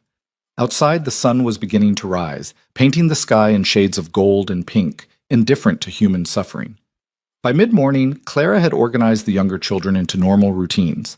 Lessons for the littlest ones, chores for the older ones, anything to maintain the illusion of normalcy. But she felt the tension in the house. the way everyone kept glancing at the road, waiting for riders who didn't come. When the sound of hoofbeats finally reached them, near noon, Clara felt her heart stop. She moved to the window, looked out, and saw Luke and James, both mounted, both alive, both riding hard toward the house like something was chasing them. Clara was out the door before she realized she'd moved, running toward them with Margaret close behind. Luke pulled up short, swung down from his saddle, and Clara saw the blood on his shirt, the way he favored his left side. "What happened?" Her voice came out sharp with fear. "We got the ledgers." Luke's voice was rough with pain and exhaustion. "And we got notice doing it. Hartwick's men caught up with us about 20 miles out, tried to take the documents by force. You're hurt." "Bullet grazed my ribs. I've had worse." He pulled a wrapped package from his saddlebag, handed it to Clara. "Everything's here. Thomas's records, witness lists, transaction logs. It's all there." Clara took the package with shaking hands, looked at James, who was dismounting slowly, his face drawn with exhaustion, but his eyes bright with something like triumph. "We did it, Mama," James said. "We really did it. And there's more. We talked to people in Redemption. Emily Carson spread the word, and people are willing to testify. There's going to be a meeting tomorrow night at the old mining hall. Everyone who's been cheated by Hartwick, they're all coming." Clara felt something crack open in her chest, some tight knot of fear loosening slightly. "How many people?" 20, maybe 30 families. James's voice shook with the magnitude of it. All of them ready to fight. Margaret had reached them now, was checking James for injuries with rough, anxious hands. "You're all right? You're not hurt?" "I'm fine. Mr. Calder took the hit for me, literally." James looked at Luke with something close to worship. "He got between me and the shooter, made sure I got away with the documents." Clara turned to Luke, saw him wince as he pressed a hand to his side, saw the blood seeping through his fingers despite his attempts to minimize the injury. "Inside," she said, her voice leaving no room for argument. "Now." She spent the next hour tending to Luke's wound, cleaning and bandaging the bullet graze while he sat stoically at the kitchen table and pretended it didn't hurt. The bullet had carved a furrow across his ribs, deep enough to bleed freely but not deep enough to be truly dangerous. Still, Clara's hands shook as she worked, thinking about how close they'd come to losing him. "You should have been more careful," she said, her voice tight. "I was careful. Careful enough to keep your son alive and get the evidence back." Luke caught her wrist gently. "This is what fighting looks like, Clara. It's messy and dangerous and people get hurt, but we got what we needed. At what cost? A scratch? Nothing more?" His eyes met hers steadily. "I told you I'd protect your children. I meant it." Clara finished the bandaging in silence, her mind already moving ahead to the next crisis. Hartwick knew they had the documents now. He knew people were organizing. He'd escalate, try to stop them before the meeting could happen. "We need to move fast," she said. "If we're doing this, we do it tomorrow. Get everyone together, present the evidence, file charges before Hartwick can prepare a defense. The meeting's already set for tomorrow night, but we'll need to get the documents to a lawyer who isn't in Hartwick's pocket, someone who can file the proper claims." "Do you know anyone like that?" Luke nodded slowly. "There's a circuit lawyer, comes through these parts every few weeks. Name's Harrison. He's got a reputation for taking on cases the other lawyers won't touch. Last I heard, he was in Millerville, about 30 miles east. Then we ride to Millerville. Today. Now." Clara looked at Luke's bandaged side. "Except you're staying here. You're in no condition to ride." "I'm fine. You're bleeding through the bandage already. You ride 30 miles, that wound opens up, and you're no good to anyone." Clara's voice was firm. "I'll go. I'll take the documents. I'll find Harrison, and I'll get this process started." "You can't go alone." "I'll take Margaret. She can handle herself." Luke looked like he wanted to argue, but Clara saw the moment he recognized the futility of it. She'd made her decision, and nothing he said would change it. "Take William, too," he said finally. "3 is safer than 2, and take my rifle. If Hartwick's men are watching the roads, they won't see us coming." Clara was already moving, gathering supplies, checking ammunition. "We'll take the old mining trail, come at Millerville from the north. It's longer but less traveled." Within an hour, Clara was mounted with Margaret and William, the precious documents secured in her saddlebag, Luke's rifle across her lap. She looked back at the ranch house, at Luke standing on the porch with the younger children gathered around him, and felt the weight of what they were attempting. "If we're not back by morning," she told him, "take the children and go. Get them somewhere safe and don't look back. We'll be here when you return, Luke said with absolute certainty. All of us. The ride to Millerville was tense and silent, each of them watching for pursuit, for signs of Hartwick's men. But the trail stayed empty, the landscape peaceful, and by late afternoon they were descending into the small mining town tucked between two hills. Finding Harrison was easier than Clara expected. The lawyer kept an office above the general store, a cramped room stuffed with books and papers and the accumulated chaos of a man who cared more about justice than organization. He was younger than Clara expected, maybe 35, with sharp eyes behind wire-rimmed spectacles and ink stains on his fingers. Mrs. Calder, he said when she introduced herself, and the name still felt foreign on her tongue. I've heard your name recently. Word is you're planning to challenge James Hartwick. Word travels fast. In cases like this, it does. Hartwick's been squeezing people for years. A lot of folks would like to see him fall. Harrison gestured to the chairs across from his desk. But wanting and achieving are different things. What makes you think you can succeed where others have failed? Clara pulled out the documents, laid them on his desk. Because I have proof. Transaction records, witness testimony, documented evidence of systematic fraud and land theft. And I have 30 families willing to testify. Harrison's eyebrows rose. He pulled the documents closer, began reading, his expression growing more intense with each page. The silence stretched for long minutes while he examined everything, cross-referencing dates, checking signatures, making notes in his cramped handwriting. Finally, he looked up. This is extraordinary. If even half of this holds up in court, Hartwick is finished. But you understand what you're up against. He has connections, money, judges who owe him favors. I understand, but we can't let that stop us. And you're prepared for the consequences? Hartwick won't go down quietly. He'll use every tool at his disposal, legal and otherwise, to crush this before it gains traction. Clara thought about Thomas, about 3 months of running, about her children's faces when Hartwick had threatened to take them away. Thought about the marriage certificate that gave her legal standing and the man who'd taken a bullet to protect her son. I'm prepared, she said quietly, and I'm not alone anymore. Harrison studied her for a long moment, then nodded. All right, I'll file the claims first thing tomorrow morning. Fraud, theft, conspiracy to defraud. I'll also request an emergency injunction to prevent Hartwick from selling or transferring any disputed properties until the cases are resolved. He began organizing the documents into careful stacks. But filing is just the beginning. We'll need depositions from every witness. We'll need to establish a timeline of Hartwick's activities, and we'll need to find a judge who isn't in his pocket. The circuit judge is Hartwick's cousin. Harrison's tone was dry. But there's a territorial judge who'll be in the capital next week, Judge Morrison. He's known for being incorruptible, which in this territory is saying something. If we can get this case before him, we have a real chance. Clara felt hope flutter in her chest, dangerous and intoxicating. What do you need from us? Get everyone to the meeting tomorrow. I'll be there. We'll organize testimonies, gather statements, build an ironclad case. Harrison met her eyes seriously. And Mrs. Calder? Be careful. Hartwick's going to hear about this, probably already has. The next few days are going to be the most dangerous. They rode back in the dark, pushing the horses as fast as they dared, watching shadows for threats that never materialized. By the time they reached the ranch, near midnight, Clara was exhausted and wired with adrenaline in equal measure. Luke was waiting on the porch, his face tight with worry until he saw them. Any trouble? None. Harrison took the case. He's filing charges tomorrow morning. Clara dismounted, her legs shaky from hours in the saddle. We did it, Luke. We actually did it. First step, Luke said, but there was something like pride in his voice. Still a long way to go. Inside, the younger children were asleep, but Clara found James and Daniel waiting up in the kitchen. The moment they saw her, the relief on their faces made her throat tight. Mama, James's voice cracked. We were worried. I know, but we're all right. And tomorrow, we finish this.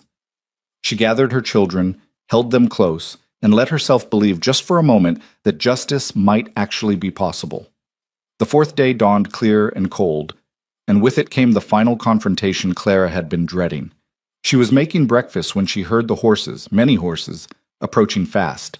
Luke was beside her in an instant, his rifle in hand, his face grim. Get the children upstairs, he said quietly. Bar the door. But Clara looked out the window and saw not Hartwick's men, but something far more surprising. Wagons and riders, dozens of them, all converging on the ranch house. She recognized Emily Carson in the lead wagon, saw other faces from Redemption, saw people she'd never met but who had the same hard-won determination in their eyes. They came early, Clara breathed. They all came.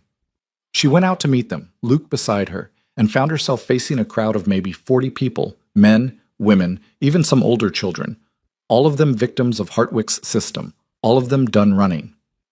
We heard Harrison took the case, Emily said, climbing down from her wagon. Figured we'd come here, stand together, make sure Hartwick knows he's not just fighting one family anymore.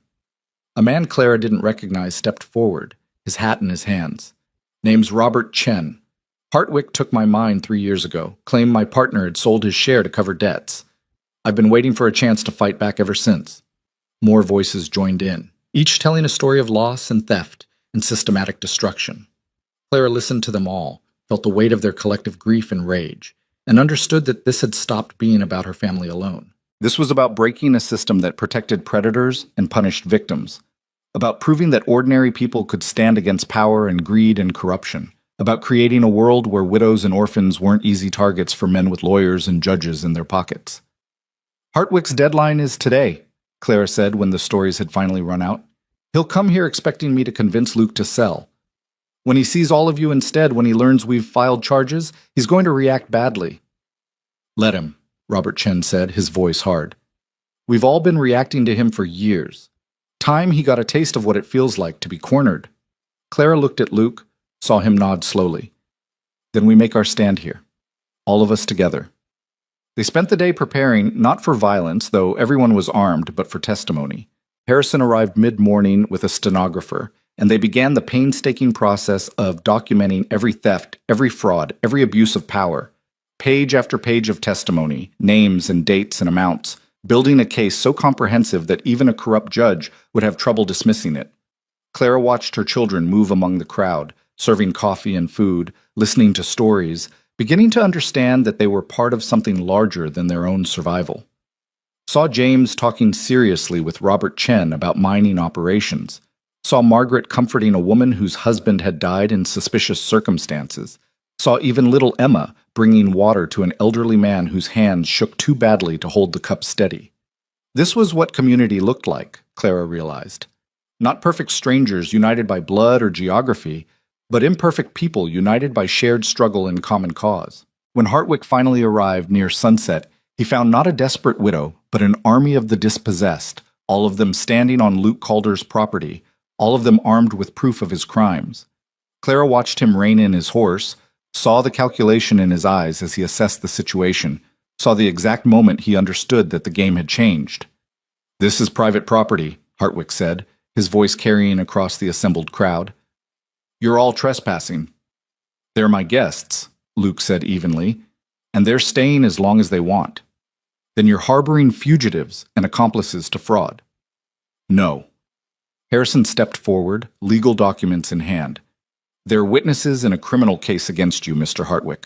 Fraud, theft, conspiracy, extortion, and about a dozen other charges that have been filed with the territorial court as of this morning.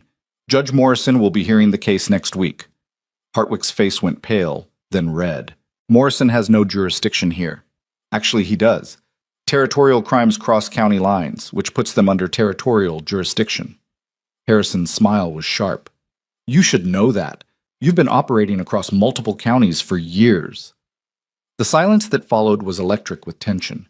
Clara watched Hartwick's hand move toward his gun, watched Luke's rifle come up in response, watched 40 witnesses ready themselves for violence that would destroy everything they'd built. Don't, Clara said quietly, stepping between them. You shoot anyone here. You've got 40 witnesses who'll testify. You try to bribe or threaten your way out of this, Morrison will hear about it. You've lost, Hartwick. The question is whether you accept it with whatever dignity you have left, or whether you make it worse for yourself. Hartwick's eyes burned with rage, but Clara saw fear beneath it. The fear of a man who'd built an empire on other people's suffering, watching it all crumble. This isn't over, he said, his voice shaking. Yes, Clara said. It is. He rode away with his men, leaving behind a crowd that erupted in cautious celebration, but Clara felt no triumph, only exhaustion and the fragile hope that maybe, finally, they'd turned a corner. Luke found her on the porch as the sun set, watching the crowd below organize camping arrangements for the night, planning the journey to the capital for the trial. "You did it," he said quietly. "We did it," Clara corrected. "All of us." He was quiet for a moment, his shoulder warm against hers. "What happens after? When this is settled and Hartwick is dealt with?" Clara thought about the marriage certificate, about the practical arrangement they'd made, about the way her children had started calling him Sir instead of Mr. Calder, the way she'd stopped flinching when he stood too close. "I don't know," she said honestly. "We said we'd reassess when it was over." "And?" Clara looked at him, this steady, quiet man who'd offered shelter when she had nothing, who'd taken a bullet for her son, who'd stood beside her against impossible odds without asking for anything in return. "And I think," she said slowly, "that maybe we should see what happens when we're not just surviving, when we can actually build something instead of just fighting to keep it." Luke's hand found hers, his calloused fingers threading through hers. "I'd like that." Below them, her children were helping set up tents and start cooking fires, part of a community that had formed from shared pain and common purpose. Above them, stars were beginning to emerge in the darkening sky, indifferent and eternal. And for the first time since Thomas died, Clara let herself believe that the future might hold something other than struggle and loss. That maybe, just maybe, they'd found something worth keeping. The journey to the territorial capital took 3 days, a caravan of wagons and riders stretching along the mountain roads like a slow-moving river of determination. Clara rode beside Luke, watching her children scattered among the other families, listening to the conversations that wove between the travelers. Stories of loss, yes, but also of hope, of the possibility that justice might actually exist for people like them. On the second night, camped beside a creek, with firelight dancing across tired faces, Emily Carson sat down beside Clara with 2 cups of coffee. "Never thought I'd see this many people willing to stand up to Hartwick," Emily said quietly. "For years, we all suffered alone, thinking we were the only ones. That isolation was his real weapon." Clara wrapped her hands around the warm cup, feeling the truth of it. "He counted on us being too scared and scattered to fight back. But desperation makes people brave in ways power can't predict." "Is that what you are? Desperate and brave?" Clara thought about the question, about the woman she'd been 3 months ago, broken and running with 9 children and no hope. Thought about the woman she'd become, married to a man she was just beginning to understand, leading a movement she'd never intended to start. "I'm a mother protecting her children," Clara said finally. "Everything else just follows from that." Emily smiled. "Hartwick made a mistake when he threatened to take your kids. Turned out you had teeth after all." They rode into the capital on the 3rd day, the territorial seat sprawling before them with its stone courthouse and government buildings, its wide streets and permanent structures that spoke of civilization and order. Clara felt her stomach tighten as they approached the courthouse steps, where Harrison waited with his arms full of legal documents. "Judge Morrison agreed to hear the case today," Harrison said without preamble. "He's reviewed the preliminary evidence and wants to proceed immediately. That's good and bad. Good because it means he takes this seriously. Bad because we don't have much time to prepare our witnesses." "How many can testify?" Clara asked. "In 1 day? Maybe 10, if we're efficient. I've selected the strongest cases, people with clear documentation, credible stories, losses that represent the full scope of Hartwick's operation." Harrison looked at Clara directly. "You'll go first. Your husband's death, the theft of your property, the threat to your children, it establishes the pattern and the stakes." Clara's mouth went dry. She'd imagined this moment, prepared for it, but facing the reality of standing before a judge and reliving Thomas's death, their destruction, made her hands shake. "I'll be right there," Luke said quietly beside her. "The whole time." "You can't be in the courtroom during testimony," Harrison said. "Conflict of interest since you're married to the plaintiff. But you can wait outside and you'll testify yourself about Hartwick's threats and the attempted theft of your property." Luke's jaw tightened, but he nodded. Clara felt his hand squeeze hers once, briefly, before he stepped back to give her space. The courtroom was smaller than Clara expected, wood-paneled and austere, with high windows that let in cold morning light. Judge Morrison sat behind an elevated bench, an older man with steel-gray hair and eyes that missed nothing. Hartwick sat at the defendant's table with two expensive lawyers, his face carefully neutral, but Clara saw the tension in his shoulders. Harrison led her through her testimony with patient precision. She spoke about Thomas, about their life in redemption, about the day he'd fallen to his death, and how quickly Hartwick had appeared with his forged documents and legal claims. Her voice shook when she described watching her children go hungry, when she recounted the long walk through the desert heat, when she repeated Hartwick's threat to take her children away. Hartwick's lawyer tried to shake her story during cross-examination, suggesting she was a vindictive widow looking for someone to blame for her husband's poor business decisions. But Clara had lived through too much to be intimidated by legal tactics. "My husband kept meticulous records," she said evenly. "Every transaction documented, every debt accounted for. Those records prove he owed Mr. Hartwick nothing. The documents Mr. Hartwick produced were forgeries designed to steal our property. You're accusing my client of fraud based on records that conveniently disappeared? They didn't disappear. They were stolen from my home the same night your client filed his claim. But my husband kept copies at his business office. Those copies are now part of the evidence before this court." The lawyer's expression flickered, just for a moment, and Clara knew she'd landed the blow. The testimony continued through the morning and into the afternoon. Robert Chen described losing his mind to fabricated partnership disputes. Emily Carson explained how her husband's accidental death had been followed within days by Hartwick's claim on their property. A farmer named Jacob Miller recounted being forced to sign over his land to cover medical debts that Hartwick had purchased from the town doctor specifically to gain leverage. Each story followed the same pattern: death or disaster, followed immediately by Hartwick's appearance with legal documents and sympathetic words about helping people through difficult times, followed by the systematic theft of everything they'd built. By late afternoon, even Judge Morrison's neutral expression had hardened into something that looked like anger. "Mr. Hartwick," the judge said when the last witness had finished, "do you wish to offer testimony in your own defense?" Hartwick stood slowly, his expensive suit immaculate, his posture confident despite the mounting evidence against him. "Your Honor, I'm a businessman. I've engaged in dozens of legitimate transactions over the years. If some of those transactions resulted in people losing property, that's unfortunate but entirely legal. I have documentation for every claim. Documentation that's remarkably similar across dozens of unrelated cases," Judge Morrison interrupted. "Same language, same legal structures, even the same handwriting on many of the signatures, despite supposedly coming from different people." "Your Honor, I object to this characterization," Hartwick's lawyer began, but Morrison raised his hand. "Save it for your closing arguments. Right now, I want to hear from Mr. Hartwick himself." The judge leaned forward. "Did you or did you not systematically target widows and desperate individuals for the purpose of acquiring their property below market value through fraudulent documentation?" The courtroom went silent. Clara held her breath, watching Hartwick's face cycle through calculation and rage before settling on injured dignity. "I helped people in crisis," he said carefully. "If they later regretted their decisions, that's hardly my fault."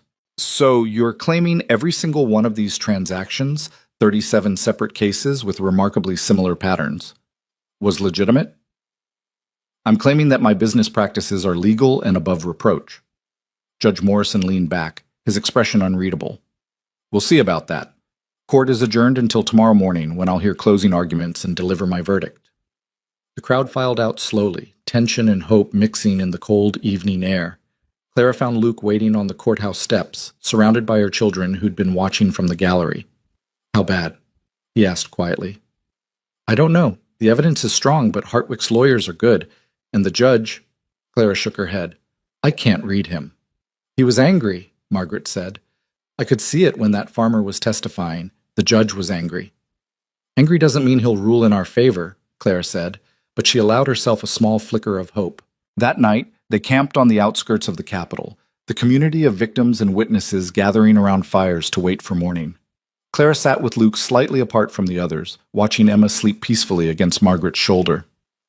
"What happens if we lose?" Clara asked the question she'd been avoiding all day. "We don't lose." "But if we do? If Morrison rules in Hartwick's favor, what then?" Luke was quiet for a long moment. "Then we appeal. Take it to federal court if we have to, but we don't give up. We might not have a choice. If Hartwick wins, he'll come after everyone who testified. He'll destroy what little we have left." "He'll try," Luke agreed, but he'll have a harder time with all of us together than he did when we were scattered and afraid. Clara looked at the fires, at the families gathered in shared purpose, and felt something shift in her understanding. Win or lose tomorrow, they'd already accomplished something Hartwick couldn't undo. They'd proven that ordinary people could organize, could stand up to power, could refuse to be victims anymore. "I never thanked you," she said quietly, "for all of this, for taking us in, for protecting my children, for risking everything to help us fight. You don't need to thank me. Yes, I do. Because you didn't have to do any of it. We were strangers, and you gave us everything." Luke's hand found hers in the darkness. "You weren't strangers for long. And you gave me something too, a reason to care about tomorrow instead of just surviving today." Clara felt tears prick her eyes. This marriage, this arrangement we made, it was supposed to be practical, temporary. I know. I don't think I want it to be temporary anymore. Luke's fingers tightened on hers. Good, because neither do I. They sat in comfortable silence, watching the fires burn down to embers, until Emma stirred and Clara had to help her daughter settle back to sleep. But she carried Luke's words with her into the night, a promise of something beyond survival, beyond fighting, beyond just holding on. Morning came too fast and too slow, the hours crawling as they waited for court to reconvene, the minutes racing as Clara tried to prepare herself for either outcome. Judge Morrison took a seat exactly at 9 o'clock, his expression giving nothing away. "I've reviewed all testimony and evidence presented yesterday," he began without preamble.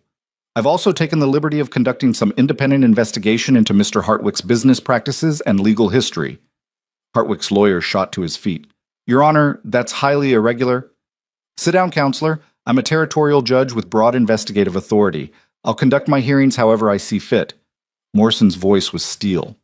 "As I was saying, my investigation revealed a pattern of behavior spanning nearly a decade. 37 documented cases of property acquisition following deaths or disasters, with remarkable consistency in timing, documentation, and outcome."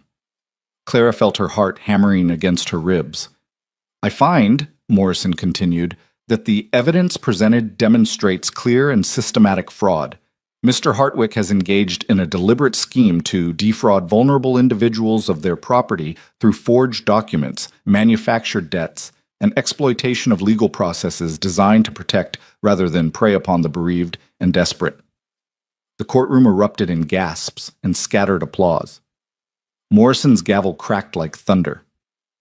"Order, I'm not finished." He waited until silence fell again.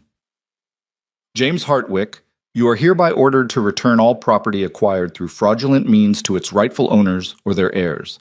Where property has been sold to third parties, you will provide fair market compensation. Additionally, you will pay restitution to each victim for damages incurred, amounts to be determined in individual hearings." Hartwick was on his feet, his face purple with rage.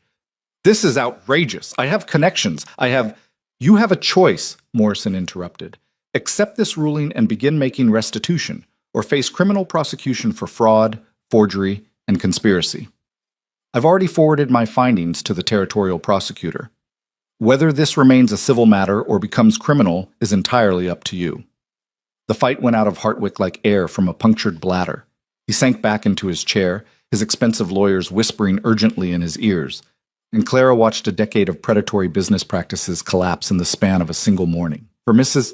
Clara Calder," Morrison said, and Clara's heart jumped at hearing her married name in this context. "I'm ordering the immediate return of all property seized from her late husband's estate, plus compensation for 3 months of displacement and suffering. The total comes to," he consulted his notes, "approximately $3,000 in property value plus $500 in damages." Claire couldn't breathe. $3,000. Her land, her home, everything Thomas had built, returned. "Court is adjourned. Mr. Hartwick, you have 30 days to begin restitution proceedings. Failure to comply will result in criminal charges and seizure of all your remaining assets."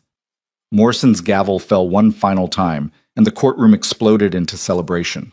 Clara sat frozen, unable to process what had just happened. Around her, people were crying, laughing, embracing. Emily Carson pulled her into a fierce hug. Robert Chen was shaking Harrison's hand with tears streaming down his weathered face. And through it all, Clara felt numb, disconnected, like she was watching someone else's victory. Then Luke was there, pulling her to her feet, his arms around her, and everything suddenly became real. "We won," she whispered against his chest. "We actually won." "You won. You did this. We did this."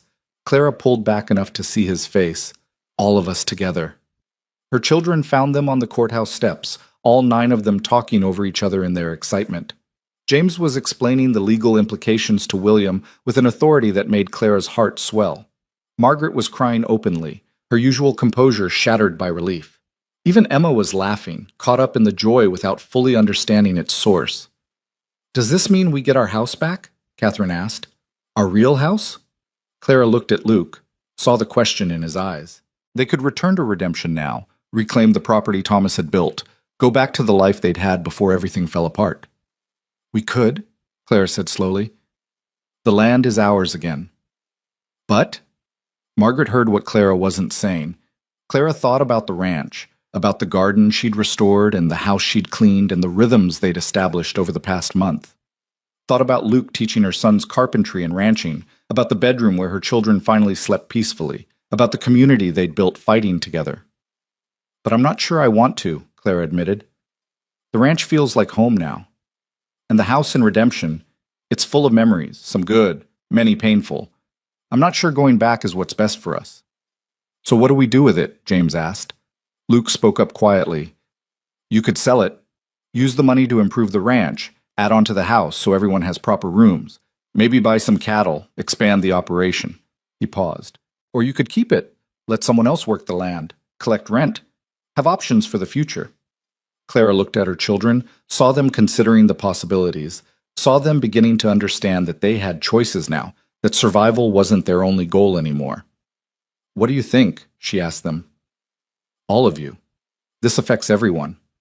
They debated for an hour, sitting on the courthouse steps while the celebration continued around them. William wanted to keep the land as a safety net. Margaret thought they should sell and invest in education. James suggested they could do both, sell some parcels, keep others, build something sustainable. In the end, they decided to wait, to take time to consider properly without the pressure of immediate crisis driving their decisions. "We don't have to decide everything today," Clara said. "We can just breathe for a while, figure out what we want our lives to look like instead of just reacting to what's being done to us." The journey back to the ranch felt different from the journey to the capital. Lighter somehow, despite the same wagons and same roads. The community that had formed in shared struggle was already beginning to disperse, people heading back to their reclaimed properties and rebuilt lives. But the connections remained. They'd exchange letters, visit when possible, stand ready to help each other if Hartwick or men like him tried again. Emily Carson hugged Clara goodbye at the crossroads where their paths diverged. "You started something important," she said. "Not just the case against Hartwick, but the idea that we don't have to accept injustice quietly. That matters." "It was your documents that made the difference," Clara said. "Your willingness to risk Hartwick's retaliation. We both took risks. That's what it takes sometimes." Emily smiled. "Take care of that family of yours, and if you ever need anything, you know where to find us." The ranch appeared on the horizon at sunset on the 3rd day, the White House and Red Barn golden in the fading light. Clara felt something loosen in her chest at the sight of it, some tight knot she hadn't known was there. "We're home," Emma said sleepily from where she rode in front of Clara on the saddle. "Yes, sweetheart, we're home." That night, after the children were settled and the horses tended and the normal routines of ranch life resumed, Clara found Luke on the porch, watching stars emerge in the darkening sky. "Feels strange," he said when she joined him, "not having a crisis to manage. I'm not sure I remember how to live without one." Clara leaned against the porch rail beside him. "These past months it's been survival and fighting and just trying to make it to tomorrow. I don't know what to do with peace. Learn to trust it, I suppose. Though it won't last forever. Life has a way of providing new challenges. Optimistic as always." Oh, Luke's smile was slight but genuine. "Realistic.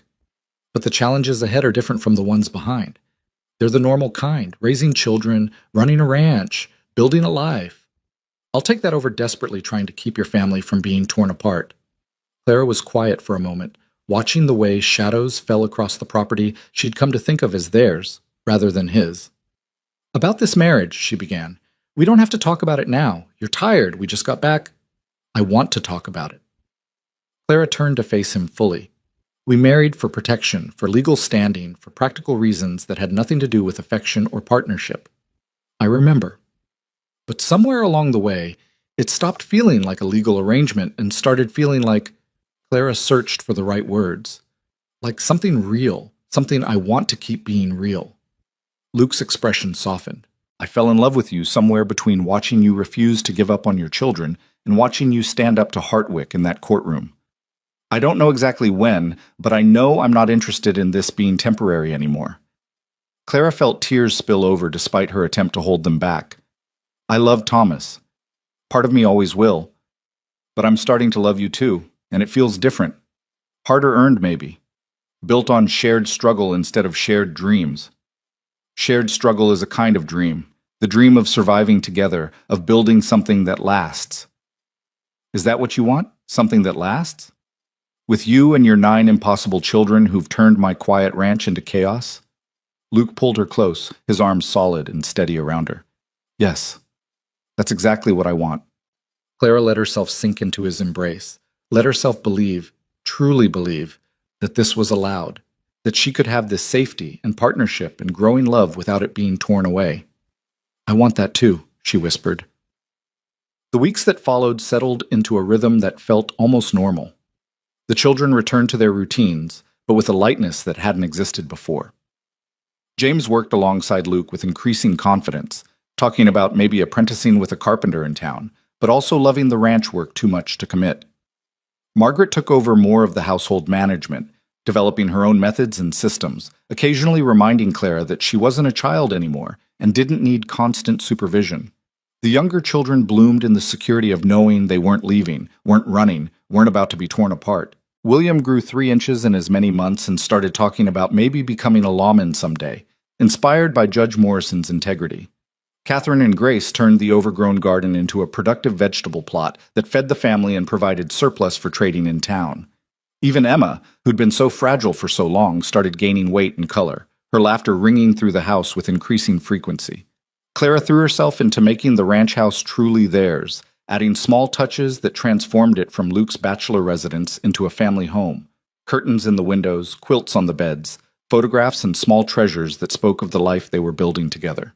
The money from the restitution settlement arrived 6 weeks after the trial. Clara stared at the bank draft for longer than she should have, still not quite believing that numbers on paper could represent security, could mean choices and possibilities instead of desperation and loss. They used some to expand the house, adding 2 bedrooms so the children weren't sleeping 4 to a room. Used more to buy cattle and improve the property. Set aside a portion for each child's future, education, apprenticeships, whatever paths they eventually chose. The rest went into a savings account, a cushion against disaster, proof that they'd learned from loss and wouldn't be caught completely vulnerable again. Clara sold the redemption property to a young family just starting out, took satisfaction in watching them build their own dreams on land that Thomas had loved. She kept one small parcel with the family cemetery, where Thomas rested under a cottonwood tree. She visited once, took the children, stood at her first husband's grave and told him about the life she was building. I hope you'd understand, she said quietly, her hand on the sun-warmed headstone. I hope you'd want this for us. Safety and love and a future that doesn't hurt. I'll always love you, but I'm learning to love him too, and I think that's all right. The wind through the cottonwood sounded almost like blessing. Luke found her there, stood beside her in comfortable silence until she was ready to leave. Thank you, Clara said as they walked back to the wagon where her children waited, for giving me time to say goodbye properly. We've got all the time we need now. That's the gift of not running anymore. By the time harvest season arrived, the ranch was truly thriving. The cattle herd had doubled, the garden produced more than they could eat, and Luke's small carpentry side business, mostly furniture for neighbors, had grown enough that James was handling half the orders himself. They held a harvest dinner in October, inviting neighbors and friends, the house bursting with people and noise and life. Clara stood in her kitchen watching her children move through the crowd, Margaret serving food with quiet grace, James deep in conversation with the blacksmith about metalwork, William making the younger children laugh with some elaborate story, all of them healthy and whole and home. You did good, Emily Carson said, appearing beside Clara with a knowing smile. Your kids look happy. They are. Finally, Clara watched Luke showing Daniel how to carve the roast, patient and thorough in his instruction. We all are. And the marriage, still practical and temporary? Clara laughed. Not even slightly. Turns out falling in love with your husband of convenience is complicated, but worth it. Most worthwhile things are complicated. Emily touched Clara's arm gently.